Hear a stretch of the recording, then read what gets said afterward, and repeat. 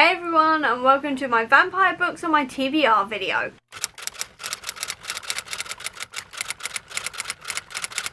I was a vampire obsessed kid and teenager. I loved all things vampires. I grew up on watching Blade. I also grew up watching like Underworld when I was a kid. When I got into like teenage years, I got into like Moonlight, Blood Ties. I mean, Henry was one of my first crushes ever. I loved Blood Ties so much, like the TV show, not the books.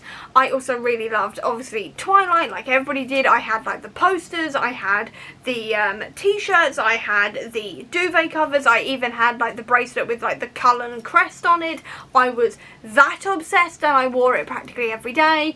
I then also was obsessed with like Vampire Diaries and then also Buffy the Vampire Slayer. I was vampire obsessed. I loved all things vampire. And then I seemed to kind of drop off that a while back when I was about 20.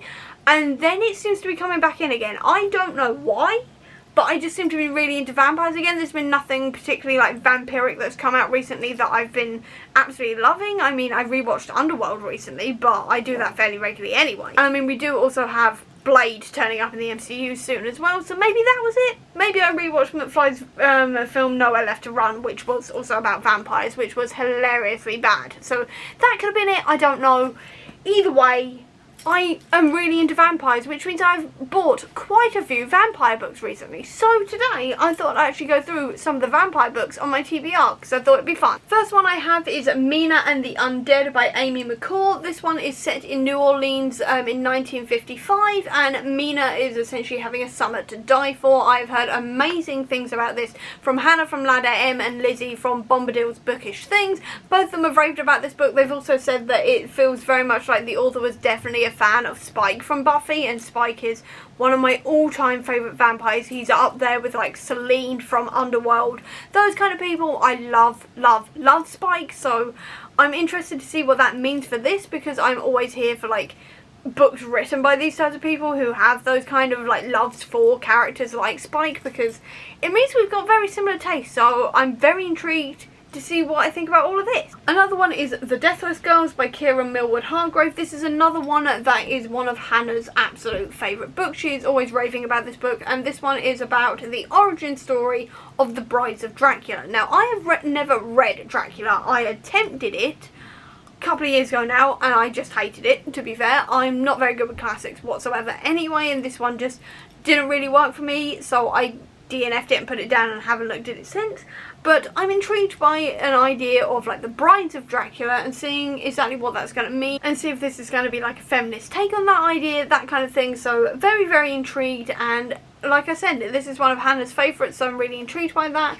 And then also the end papers are really pretty as well, so I just thought I'd show you those. I've only just noticed that they're there, so there you go. Either way, I'm hoping this is going to be a Gothtober read, but we'll see what the prompts are. But either way, very intrigued to take this sort of slightly different look on Dracula and the Brides of Dracula and that kind of thing. And then the final one I have is The Reluctant Vampire Queen by Jo Simmons. This one, it says, meet Mo Merridew, a independent young woman, committed vegetarian and president of the Debating Society, and potentially the Vampire Queen of Great Britain, which just sounds like fun. It sounds like it's going to be that kind of slightly more like silly, fun vampire book. A lot of these sound quite like serious essentially, so I wanted one that was a little bit more like fun and ridiculous, that kind of thing, and that was also going to fit in more with the vibes of like the film Renfield, which I'm hopefully actually going to be seeing this week, or will have seen at time of uploading. Either way, this is half the reason why I made the video, is because I'm really excited to watch Renfield. Essentially, I'm really excited to watch the movie,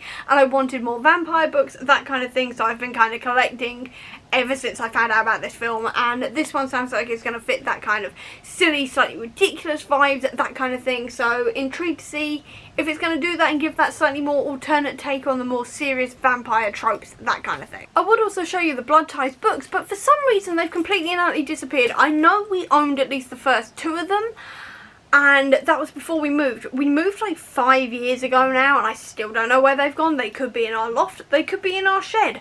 I've got no idea. They're just generally not in any easily accessible bit of the house, because I've looked through all of our like bookcases, everything else. They're not there. I have no idea where they've gone at all. Literally, I've got no idea. So Hopefully I'll find them soon so I can actually read them, because these ones are like a private investigator teaming up with the literal vampire son of King Henry VIII. He was like an illegitimate son of King Henry VIII.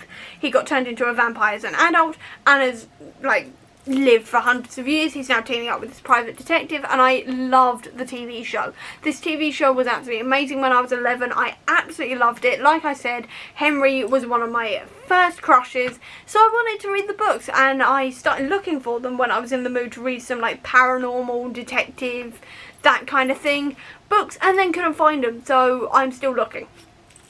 I've got no idea where they are. They could be in a charity shop somewhere. I've got no idea. We moved 6 years ago and I still don't know where they are, so I'm going to have to start looking properly for them, but I've got no idea. Fingers crossed I do find them though, because I do really want to read them, because I want to sort of capture that teenage self again and sort of compare it to the TV show, see what I think, that kind of thing, and just read more paranormal detective kind of stuff. There is also Silver Under Nightfall by Rin Chapeko. This one I have heard Abby of Pelennor absolutely raving about this one, and this one is about a bounty hunter who hunts vampires, who has to team up with a vampire couple to investigate a plague that is sort of spreading across the land, which just sounded like fun. Again, Abby is absolutely raved about this one, so I really wanted to give it a go, because I'm always here for like fantasy vampires, that kind of thing, and I'm just really intrigued by this one, especially in the idea of like being a bounty hunter for vampires and that kind of thing, and having to team up with actual vampires.